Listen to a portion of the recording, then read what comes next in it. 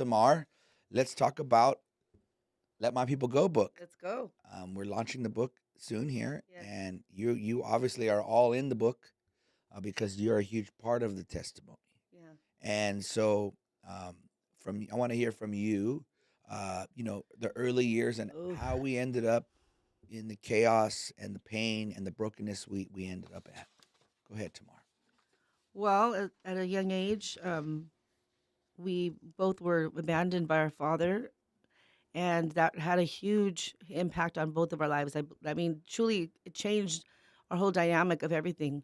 Um, we both dealt with abandonment, rejection. So at a young age, we were very, we felt that we dealt with that. And nobody should deal with that at such a young age. And I think that completely led us into a whole lifestyle of destruction. So I think a lot of people are dealing with that Yeah. abandonment, Hmm. betrayal. Uh, Sometimes the kids, it's. I think sometimes when parents go through divorce, there's a level of abandonment Yep. because you're with your parents all every day, and now maybe you're with your dad on the weekend. That's that's how it started with us. Hmm. It was that the divorce.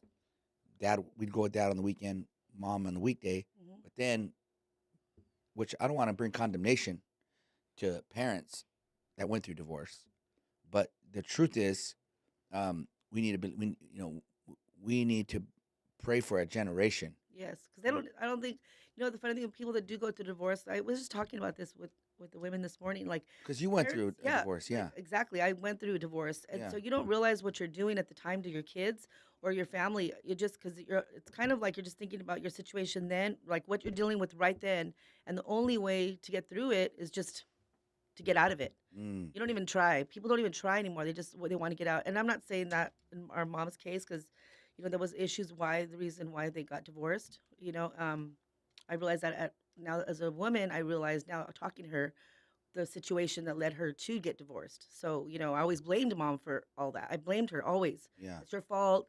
You left us. You brought this crazy guy into our home. Like so, I hated mom pretty much my whole life. So you blamed I her. blamed her. I didn't know because dad to me he was like everything to me. He was perfect. He was perfect to me, He was literally. his personality and Everything about him. yeah, That was he my was dad. he was Your outgoing. mom. You left him. You brought this man in. So my whole life, all the way up until I got saved, I I was so angry with mom. Okay, so let's go back though, because you got Yeah. angry with dad because we were we would go with dad on the Yes. weekends at the ranch. Remember how Yes. crazy the ranch That was was? the best thing in the world It, as but a it, kid. it was the best thing in the world. I've had great memories of the Yeah. ranch, but it was actually crazy. I remember when I broke my arm. And it was yes. So we were basically used to run wild with no parental supervision whatsoever. There was nobody to watch us. We were there with the animals in our overalls, dirty all weekend, no shoes on, and we had the best time And everyone was drunk. making forts all day. Remember? Yeah, yeah. So that was great memories, but Yes. they were not necessarily healthy Yeah. parenting The thing is, memories. at the farm though, I know, like thinking back now, like how crazy it was. There was no bad memories for me there. It was all good memories. Wow. Like all good memories. Like there Yeah. was nothing really Just except when I broke my arm. kids running wild. Yes. And but then one day dad drops me off. Hmm. From my perspective, he drops me off with a bunch of presents, Yes. and then he never comes back. Yep. Exactly what happened. He dropped both of us off. Remember? It was like it was an unusual amount of gifts too, because like I It was a remember it it was a was lot of it was a presents. lot of presents. Yes. And when he didn't come back, how did you process that? Oh my gosh. Because for me, I I I as a little kid, I said, "What did I do wrong?" That's exactly what I thought too. But I didn't process it. I didn't even want to deal with it. I didn't want to feel about it because I didn't understand it. I'm like, I'm older. I'm like going into junior or sixth grade, probably. And I was very close with dad. You know that. I was like, we had a, I like adored him. And so I remember specifically, we were there waiting the following weekend. We had our backpacks at Grandma Guka's house, and we're just waiting and waiting anxiously. You know how we used to like we couldn't even sit still because we were Yeah, so excited. So we're us outside. to get out of that hellhole we were living in. Yes, yes. And then so we were outside waiting and waiting, and it got later and later. We'd go from no love to a lot of love. Yes. with Dad. Yes. Because remember, he would give us a lot of love. Oh, he loved us But so much. but our stepdad would abuse us. Yes, we would. That was like our. We used to love it because that was our escape too. Yeah. Remember, John used to get so mad when we'd go to Dad's too. Yeah, he'd 'Cause hate it. He hated it. He would talk about him like, oh, Yeah. he was like very probably jealous of him too, obviously, and so he never came back that day. And then we waited and waited, got later and later. Mom didn't say anything right away to me. She didn't say, oh, he's never going to come back. It wasn't until the following weekend we waited again because we're thinking he's going to come. Maybe mom knew what was happening, but she didn't tell us anything. So the following weekend, I remember this. We waited again, thinking, "Oh, he's going to come this weekend for sure. He's I coming." remember having my backpack. I was Yep, we're excited. waiting, and then he didn't come, and then that's finally. I think it happened like a couple weeks, and then weekends, and then finally she's told us like, um, I don't. But she didn't tell us like he's never going to come back. She probably didn't want to hurt our feelings. She just said, your dad's not going to be around right now. So we're like, okay, not right now. I heard it different. I heard it was over. See, I heard it. Well, maybe mom did it. Maybe it was me telling you or something like he's never gonna come back for us. But she didn't want to hurt me because I remember looking at her so devastated. Like, what do you mean he's not coming? Like, he's choosing that woman and her kids over us. Like, I didn't understand it. Yeah, my world spun out of Yes, control, mine too. and that's when I turned to John, my stepfather, Yeah, for love, and he abused us every day. I didn't really turn to him because So do you remember? disliked him Do you so remember much. how he would abuse me? Yes, verbally, terribly. He'd call you retarded. Like, ugh. Yes, and I always try to protect you all the time. Wow. Only God, huh? Wow. Yep. And so people are going through things like that, and you say, "Why are they crying?" It's like it's emotional. Because I used to try to protect you It's from all emotional. that. It's emotional. You go through things in life, and it goes deep. It's Yeah. a deep thing. And then I would see him the way he treated Raymond too. Like, and I was the sister that always try to help everybody, take care of you, take care of Raymond, and I was in the middle. So I was like, abuse me. I don't care. Take it out of me. Like, don't do it to them. Yeah. Wow. Because it hurt my feelings. Because you're little. Yeah, the baby, huh? And he Yeah. crippled me emotionally. Crippled me. I felt like crippled. And that's what I think I became like hardened inside. Yeah. Because I knew like I had to I had to be that strong person for you guys. Yeah. So I became that like, oh, I'm not gonna let no man. Yeah. That's when that at a young age I already started feeling that way. Wow.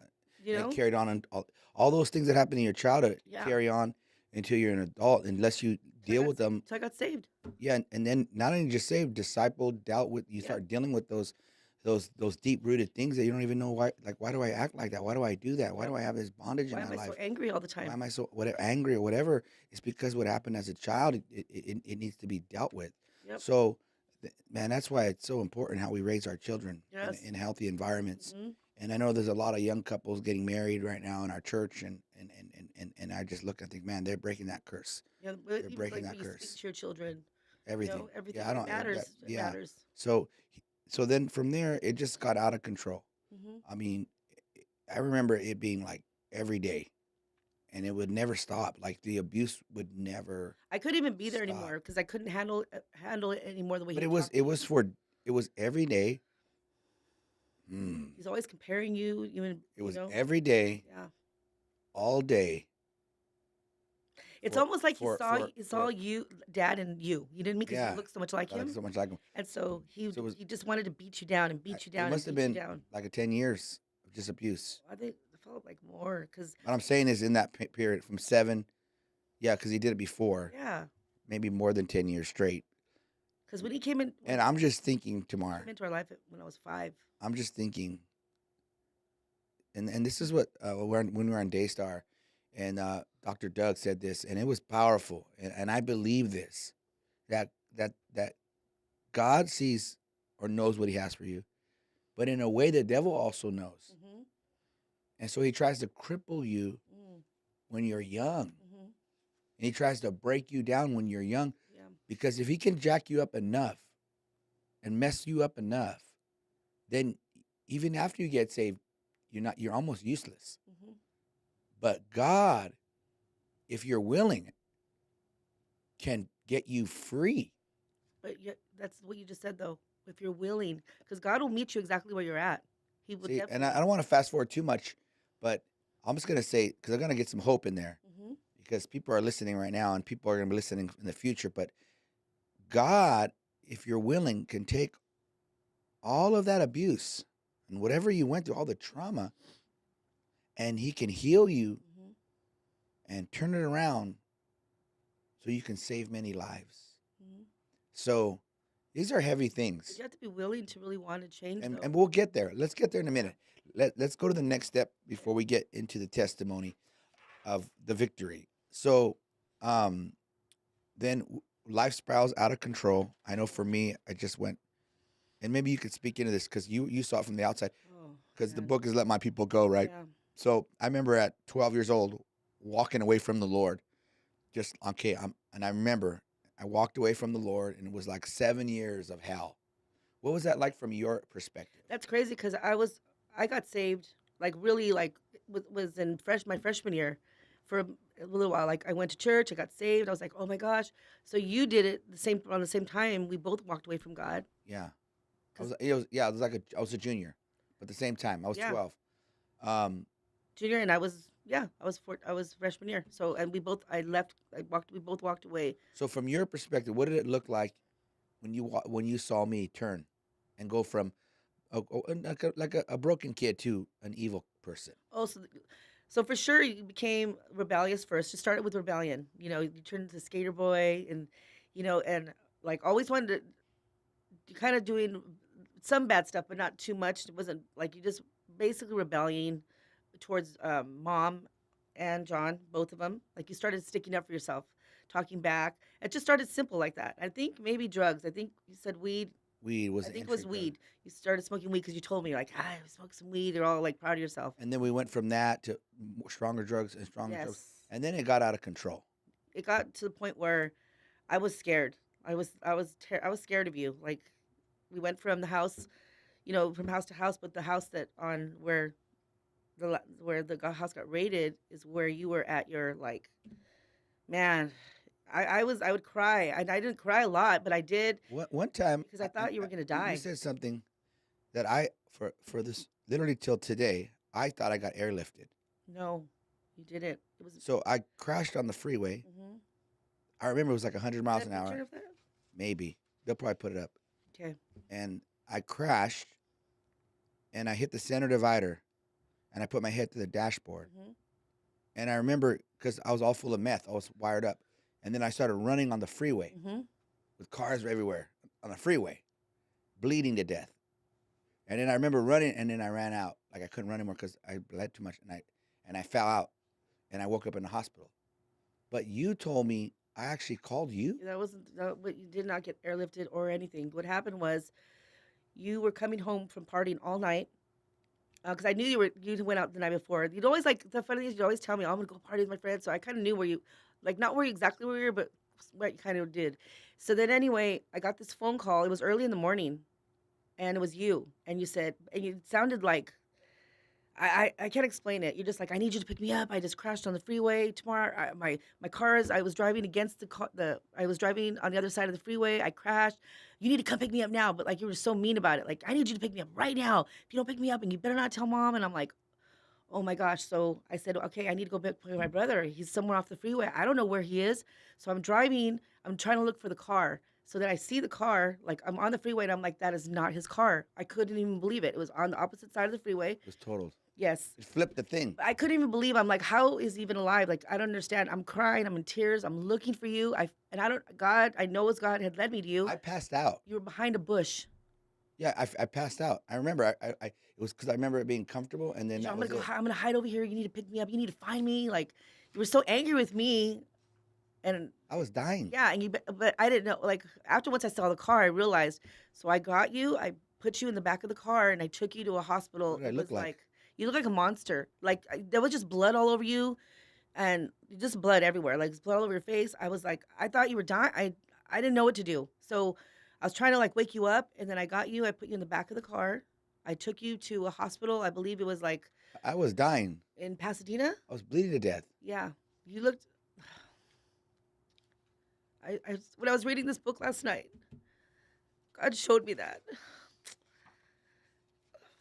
And I remembered, I'm like, I wonder if he remembers that it was me that picked him up. I don't remember. I thought that was airlifted the whole No, time. it was me.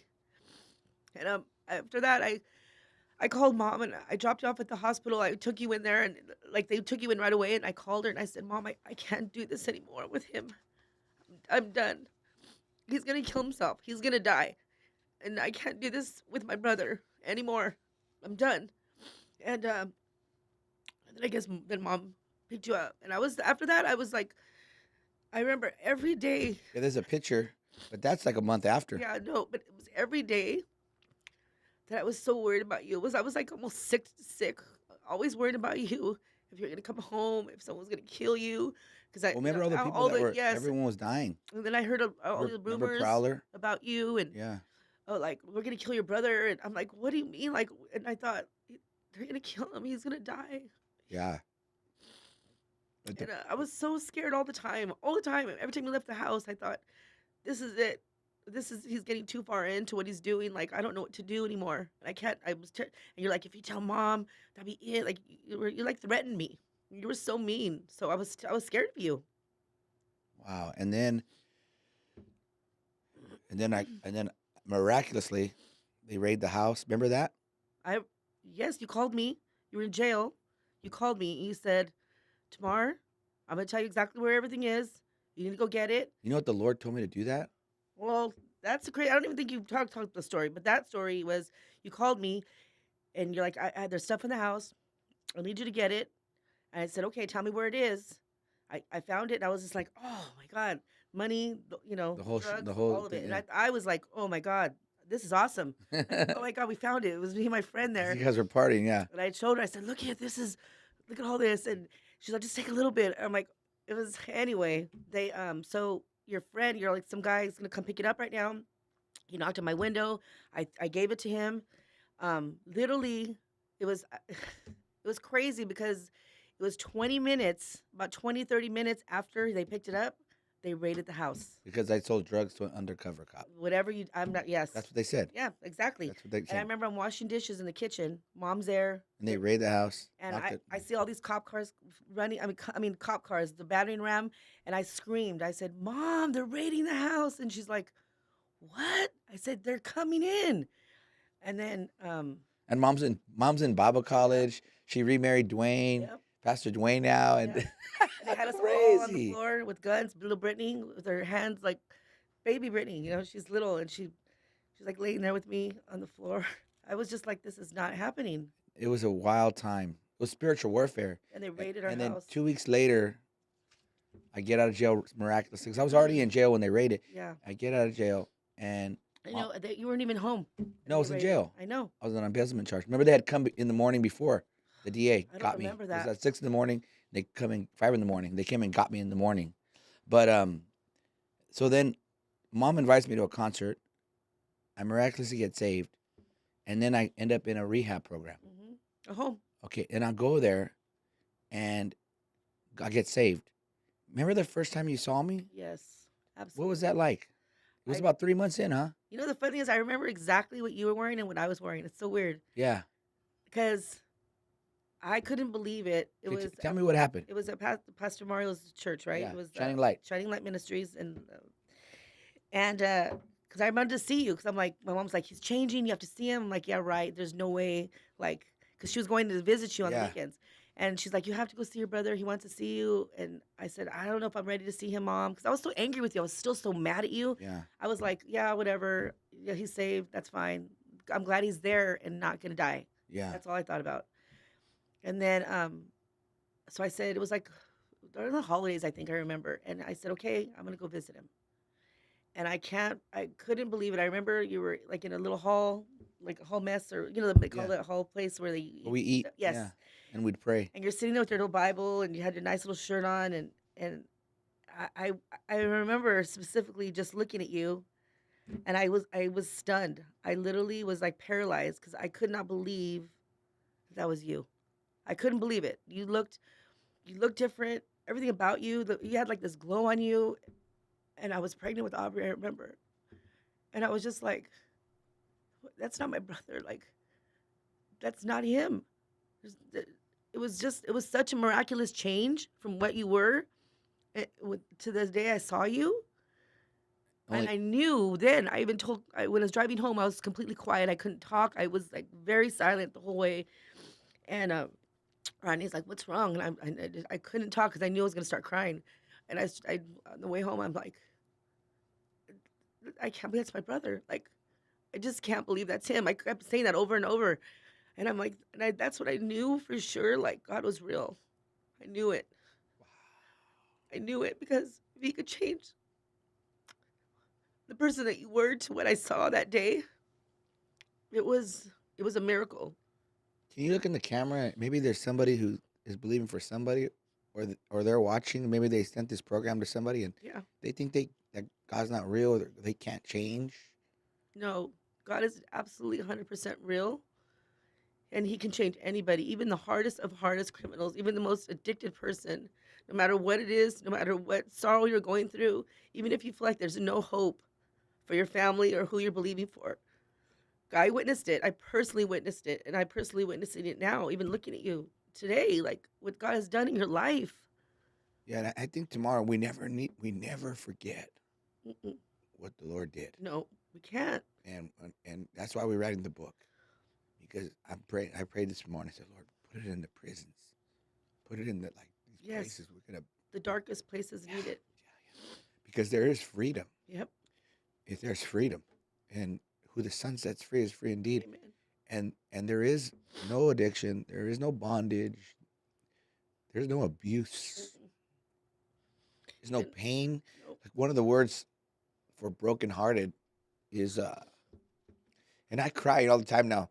I was on the program with Joni, and she's like, I said, Joni, I'm sorry, I cry all the time. I never cried. Remember, I never cried. I Yeah. know you couldn't cry in that world, but the moment I got saved, I cried. And she said, that's a gift from the Lord. And to me, that's a brokenness, a remembering of what God can do, Yeah. because it feels like one life was cut down Hmm. and died, and then another life lives. And this program is blessing me, I think, more than people watching, Yeah. because it's good to hear it from you from a different perspective, uh, on the power of God and how He can change a life. And now we're seeing it over and over and over again. And I'm gonna take a moment. I'm gonna talk to the partners and everyone listen. Thank you so much for all of your support. Um, a lot of you have been giving on this program, and I want to thank you and help us to take this message of freedom to the darkest places. Yes. And I want to thank God for my pastor, Pastor Mario. I know Pastor Russell speaks into my life as a pastor too. Pastor Mario was there and with the men's home when I needed it, and so thank God we opened up these homes. We could take people in, and so many other ways we help people in groups. And I think we do 953 groups, some crazy number. But so why you guys do so much for people? I think it's because we know what it takes. Because after you get saved, then you have to get discipled, Yeah. and then that's where your mind has to be renewed, and you have to change. And so, is there anything else you want to share before we close tomorrow? We have 2 minutes before we go to the And next. Pastor, I want to thank you, literally, like, ugh, I just want to thank you for allowing God to just do what He's done in your life, to lay your life down, to say yes to the vision, because there's so many people that you're helping through your testimony. I just really want to just say thank you, Appreciate and I it, love you so much. And man. it's just amazing to see what God is doing in so many lives at the church and these homes that are opening up, that we've opened up actually, and like, how it's going to help so many of the men and women, just what you came out of, Yeah, and they're going to be here one day, man, and their testimonies are going to matter. man. I just want to say, I love you and thank you so I much. love you too. And well, what a program, huh? And Yes. and now the rest is his story. It says the scripture keeps coming to me, and I guess we'll close with this scripture. It says, "And they overcame him by the blood of the Lamb Yes. and by the word of their Testimony. testimony, and they loved not their lives unto death." So let's give it all we got. Amen. Let's keep bringing God's freedom. Let's tell that Pharaoh in people's life his time is up. And just to let my people go. Oh, yep, that's Please right. subscribe and get for if you want more content. Like we have all this free stuff we're giving to people. So just you could let me see, make sure I do this right. You can go on the website and you can sign up there and we'll send you all kinds of free material. We have the book too, the cover. It's Yes, like a I'm so cover for your excited for the phone. book. It's all free. It's just all to bless you. Thank you again. We love you and have an amazing day. And again, that devil's a liar. That Pharaoh in your family, in your health, in your finances, that Pharaoh, his time is up. Hmm. He has to let My my people people go. come on.